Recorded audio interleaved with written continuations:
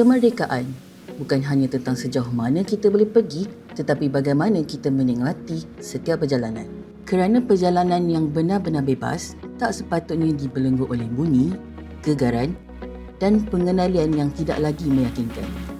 Daripada sistem penjerap hentakan, kestabilan suspensi, sehinggalah kepada komponen steering, setiap bahagian memainkan peranan penting untuk mengembalikan kawalan dalam perjalanan.